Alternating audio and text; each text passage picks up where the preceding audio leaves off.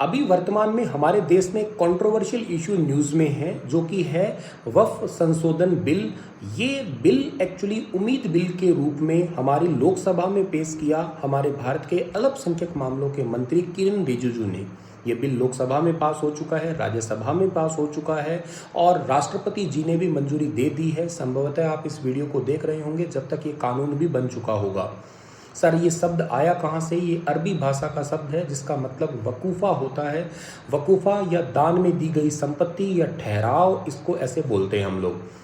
अब ये शब्द तो ठीक है लेकिन इसका इतिहास कहाँ से है? कई कई जगह पे आप वकूफ़ा बोर्ड भी लिखा देखते हैं, इसलिए शब्द का मतलब पता होना चाहिए आपको। अब ये इतिहास यूँ है कि 570 ईसा पूर्व में पैगंबर मोहम्मद साहिब के टाइम पे एक 600 पेड़ों का खजूर का बाग था।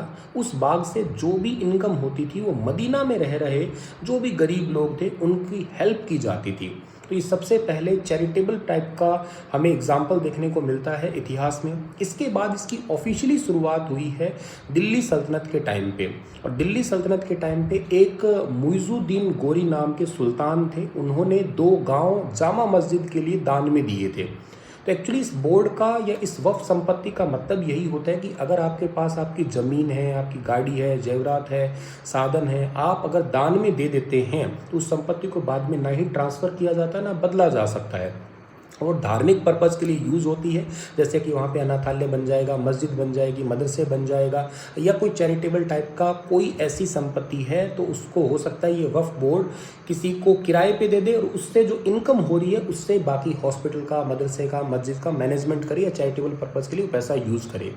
अब क्यों कंट्रोवर्सी है सर? तो कंट्रोवर्सी की अगर हम बात करें वर्तमान में तो इस नए बिल में ये है, अब तक जो भी इसके कंप्लीट कंट्रोल था वो वक्फ बोर्ड करता था, लेकिन अब इस नए संशोधन के चलते हुए जो कंप्लीट कंट्रोल है ना वो करने वाले हैं कौन? सेंट्रल गवर्नमेंट करेगी। हालांकि जो ब्रिटिश सरकार ने इसको एक बार के लिए इलीगल घोषित कर दिया था, फिर इसको बाद में 1913 के रूप में मुसलमान वैलिडेटिंग एक्ट के रूप में इसको फिर लाया गया था। फिर देश आज़ादी के बाद 1954 में इसके लिए एक्ट बना था। 64 में पहली बार इसके लिए काउंसिल भी, सेंट्रल काउंसिल भी बनाई गई थी। उसी में संशोधन अब किया जा रहा है। एक संशोधन में पहली बात यह है कि इसमें 2 गैर मुस्लिम लोग और 2 महिलाओं को भी जोड़ा जा सकता है। इसलिए भी मुसलमान नाराज है कि इससे हमारे जो धर्मार्थ कार्य है उसमें इशू आएगा। और कंट्रोवर्सी क्यों है सर? और कंट्रोवर्सी इसलिए कि अब तक ना ऑटोमेटिक जिस जगह पे मस्जिद बना दी जाती थी तो वो ऑटोमेटिक ये कहते थे कि ये वक्फ बोर्ड बन गया, लेकिन ऐसा नहीं है। जब तक दान में दी ही नहीं गई तो वो कैसे वक्फ बोर्ड बन सकता है? सारे रिकॉर्ड को डिजिटलाइजेशन किया जाएगा आने वाले 6 महीने के अंदर ही। इससे भी आपत्ति है। इन्हें आपत्ति ये भी है, मुसलमान इसलिए भी नाराज़ है कि हमसे पूछा क्यों नहीं गया, हम